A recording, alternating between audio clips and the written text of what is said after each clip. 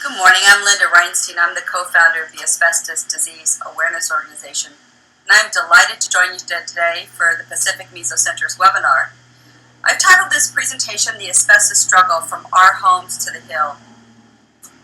I'm going to share today a little bit about ADAO, the facts and stats that we should all know, what's happening in Washington, D.C. and beyond, and what you can do to help us in the United States to indeed ban asbestos. At the end of this PowerPoint, we're going to have time for your questions, and if by any chance you're viewing this PowerPoint after this live session, please make sure you send your email to me, and I will certainly reply back at linda@adao.us. Well, I'm excited to get going, so let's begin. In keeping and honoring an ADAO tradition, I'd like to dedicate this webinar to Janelle and Debbie Brewer. It's been a long-standing tradition for ADAO. At every keynote presentation or congressional hearing, we always dedicate our work to an asbestos victim. Today is no different. Sadly, Janelle and Debbie both lost their lives to mesothelioma in June. Janelle was just 37 and Debbie 54. Neither one of these women ever worked with asbestos, ever, and they're leaving behind children and a family.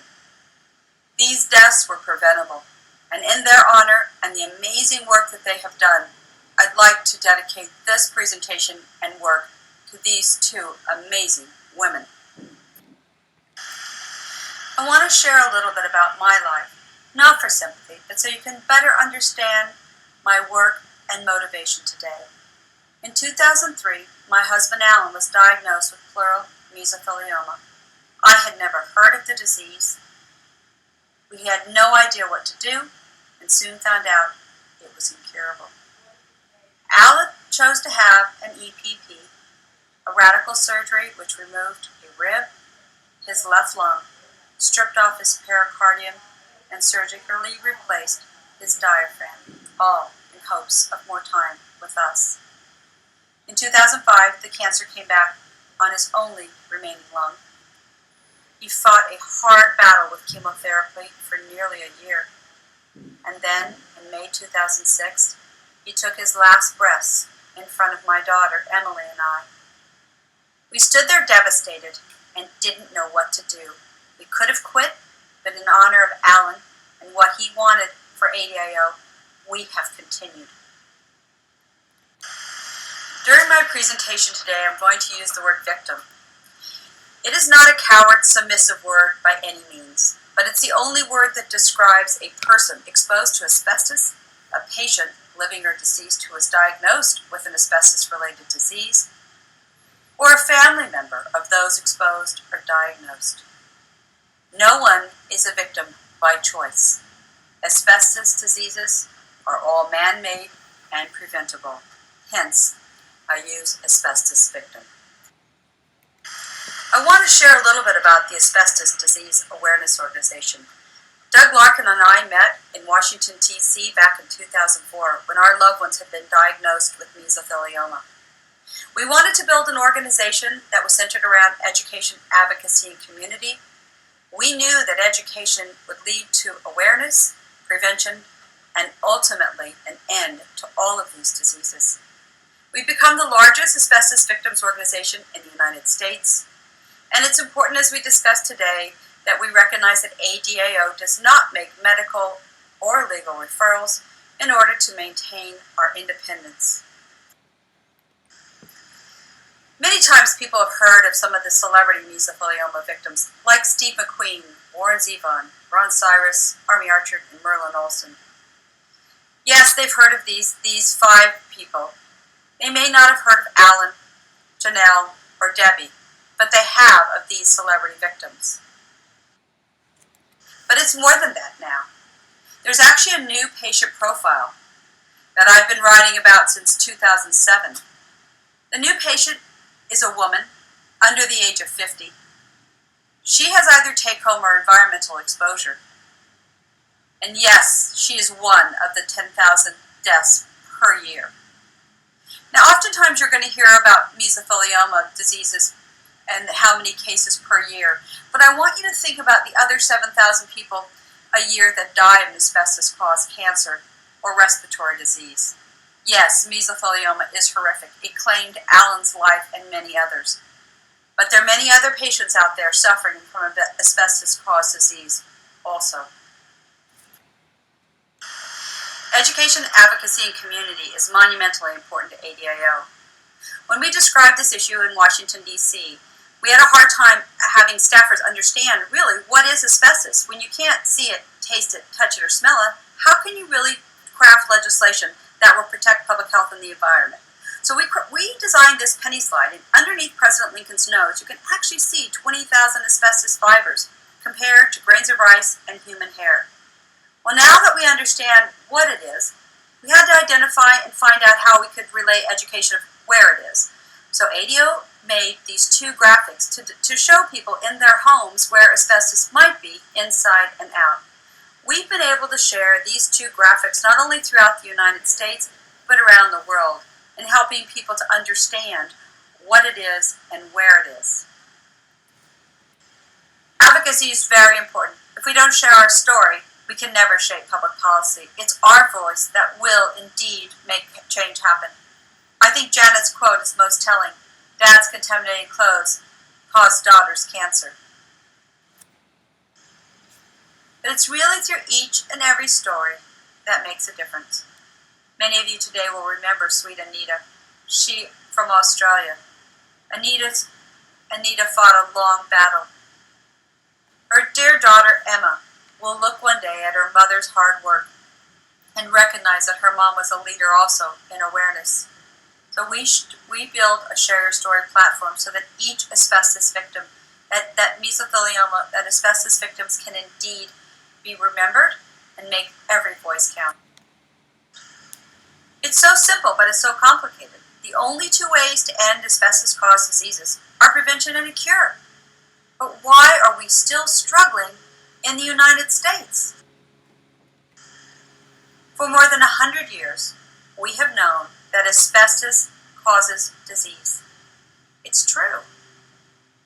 We saw policy change in the early 1970s with the Clean Air Act and some of the other initiatives, including TSCA.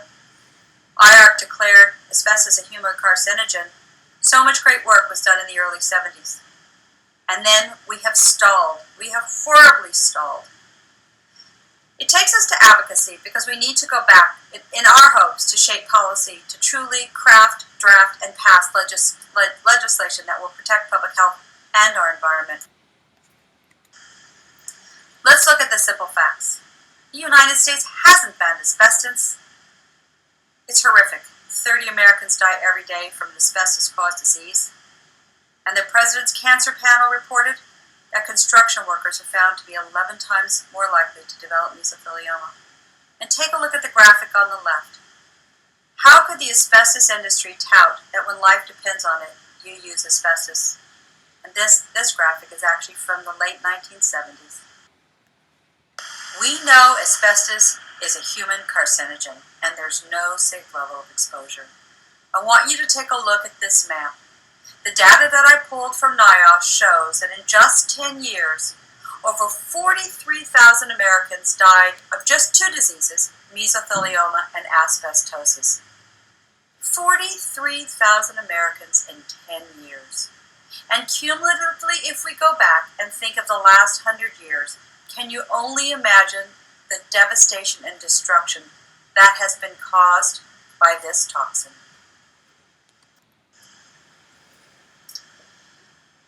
So, we've known for 100 years that asbestos causes disease. You would think that we would be done with this magic mineral because it's anything but a magic mineral. It's a toxic killer. But we're not. We failed to ban asbestos in 1989. The EPA did try, but it was overturned in 1991. And take a look at this chart with information from the U.S. Geological Survey. We're actually still importing asbestos to meet so-called manufacturing needs. And we know safer substitutes exist. So why are we using it, and where is it going? ADAO did some research, and we've identified that the chlor-alkaline industry has become a large consumer of asbestos over the last couple of years. 57% is used in the chlor-alkali industry sector and 41% in the construction. And it's not just what's happening in the United States, it's what's happening internationally as well. Look at this. Russia mines and exports more than 1 million tons every year. The combined tonnage of 2 million tons of asbestos permeates the world. Let's look a little bit in the United States as to where asbestos exposure might be happening. I like to tell Congress that there's 3 areas: consumer, environmental, and occupational. And let's take a look at each one of them. Let's first take a look at consumer exposure. In 2012, just last year, a colleague of mine sent me this asbestos mitt, where 97% of this mitt is made with chrysotile asbestos. 97%. And in 2007, ADAO identified 5 consumer products, including a child's toy, that were also contaminated with asbestos. Exposure continues. Let's focus on environmental exposures, both natural and man-made disasters. Well, we've seen a new trend with our weather of tornadoes and hurricanes that are plaguing the United States. We know that in Joplin, Missouri, 2,600 tons of asbestos debris was collected.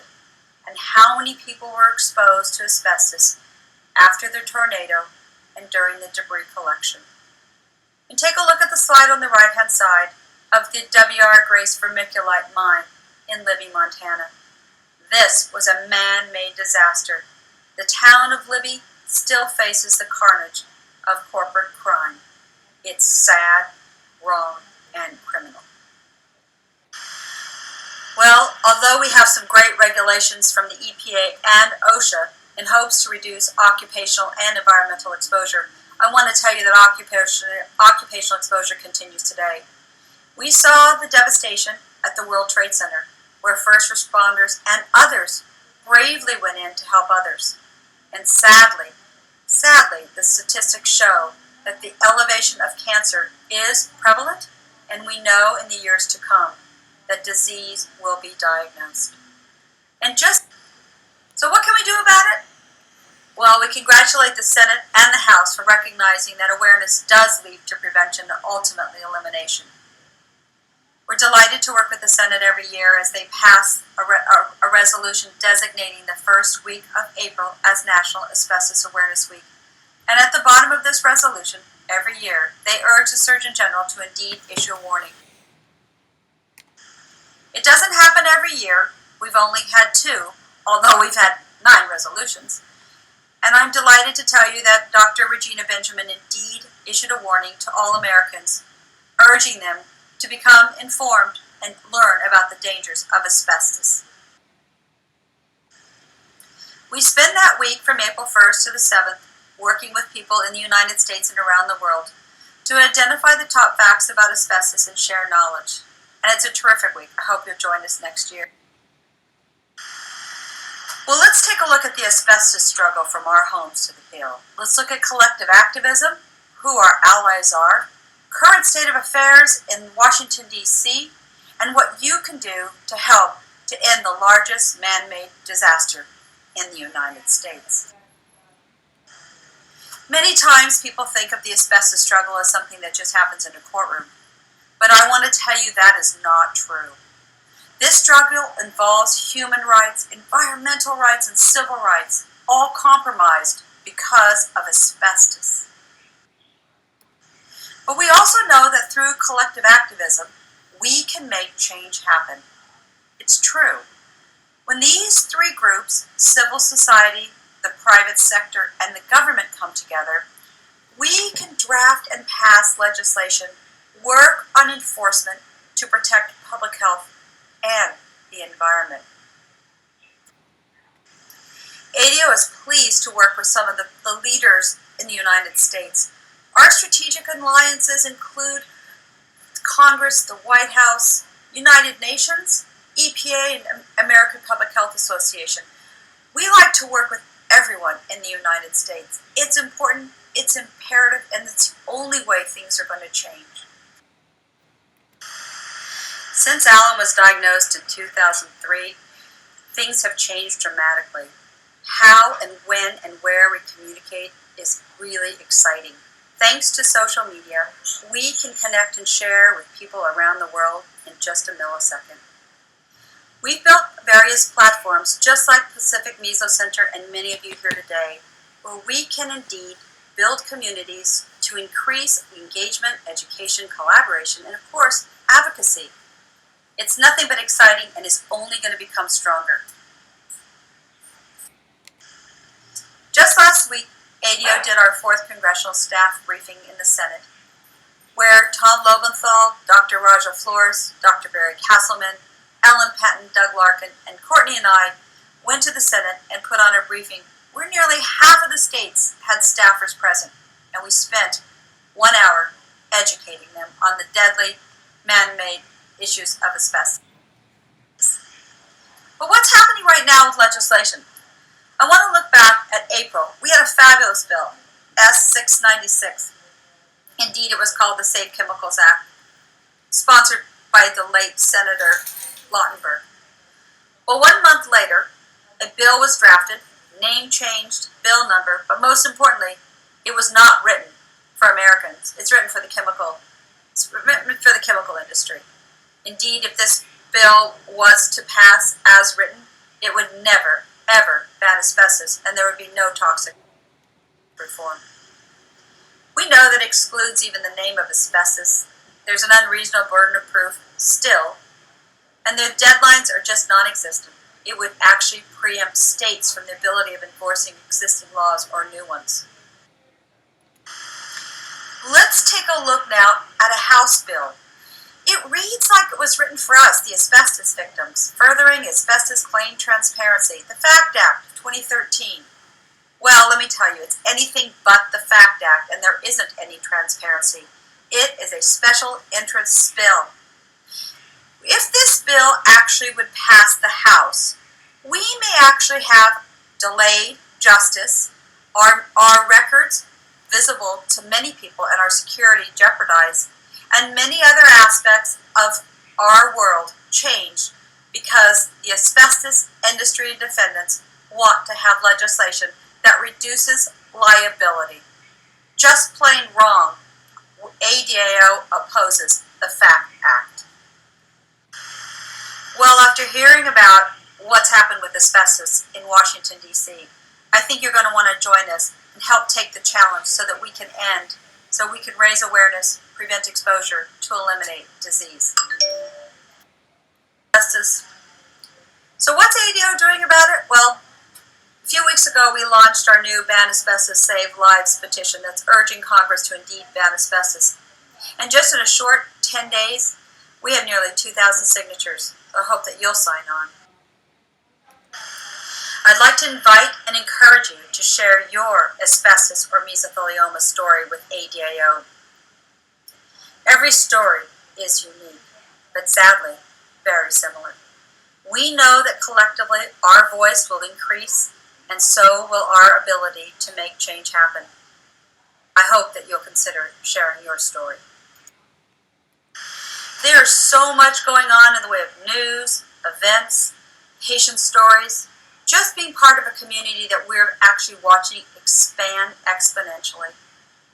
I'd like to encourage you to sign up for our newsletter where every month you can stay connected with both U.S. and international news.